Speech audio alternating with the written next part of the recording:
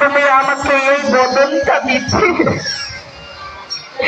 তাহলে আমি তোমার নাম সারাক্ষণ করতাম গোবিন্দ। যদি তুমি আমায় এই দুটো করণ দিতে, তাহলে আমি তোমার এই করণে কৃষ্ণ নাম শুনতাম। ভগবান আমাদের প্রতিটি ভক্তের কান্না সহ্য করিতে না পারায় দিল আমাদের পরিপূর্ণ মানুষ কুলে জন্ম। তাই ষড়ঋতু আমাদের মানুষ কুলে জন্ম দিলেন। কিন্তু পেলে কি হবে বাবা? এইভাবে আমরা ভগবানের দাস না হয়ে ভাবে মায়ার দাস হয়ে বসে রইল।